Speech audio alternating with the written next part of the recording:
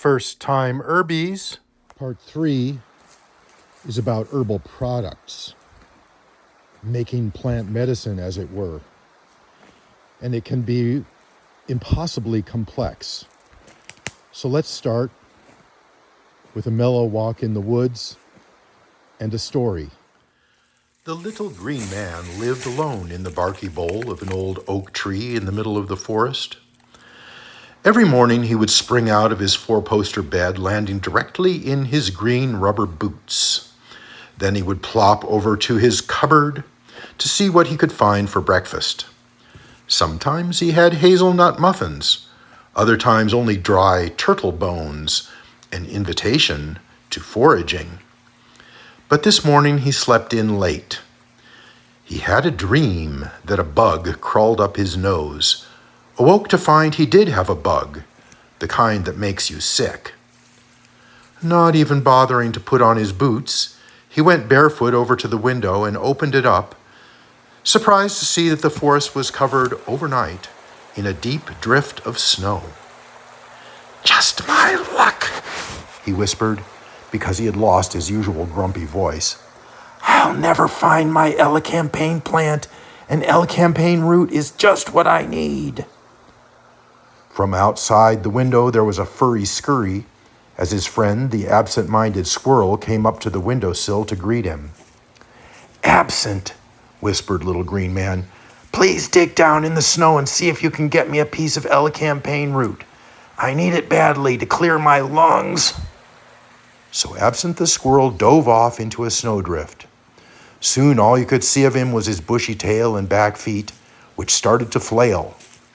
He came back to the window with something in his little paws.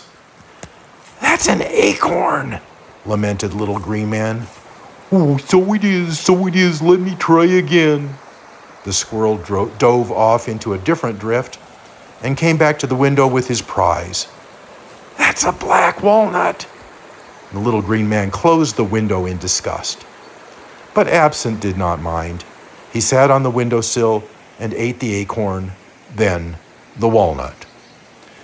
Little Green Man dragged himself up the circular staircase that led through the heart of the old oak, then knocked on the door of the old wise owl.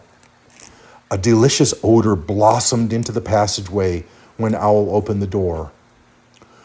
"I'm making mouse-tail soup," he said. "Come have some." Little Green Man explained in a whisper that he was sick. So Owl set him up in a rocking chair by the stove and handed him a steaming bowl of soup, which he sipped and began to feel better right away. Then Owl rummaged in his cupboard and pulled out an amber bottle labeled elecampane tincture and gave it to Little Green Man, who took a big dropper full and washed it down with steaming soup. "Thank you," he intoned, then said, "Hey, I found my voice." The old gray owl replied, "Yes, and you found something else as well." "What is that?" queried the Little Green Man. The owl put a wing over his beak to muffle a chuckle, then took the wing away and said, "It is your smile." So, direct consumption is all well and good until snow covers the landscape, or you have to go to work and you can't take your garden with you. These circumstances and others bring up the urge to preserve, with the added benefits of dosage regulation and ability to mix simple tinctures to make a more complex formula for optimal effect. Complex, yes, it gets complex fast. The tools of the trade: water, alcohol, vinegar, oil, honey, and wax, screens, sheets, cheesecloth, grinders, scales, measuring cups, blenders, jars, bottles, and droppers. We take the herbs from their natural state, render them, blender them, until they surrender. Instead of trying to explain everything, which has already been explained in this YouTube channel, if you get into it, that is how to grind herbs, make a fresh plant tincture, dry plant tincture, make a poultice, make salve, etc. I made a little poem about it. Dry them, grind them, steep them in honey, Smash them, boil them, sell them for money. Concoct them, distill them, put them in the pantry. Soak them, press them, push them on the family. Heat them in oil, bake them in foil. Whip them in the blender, beat them till they're tender.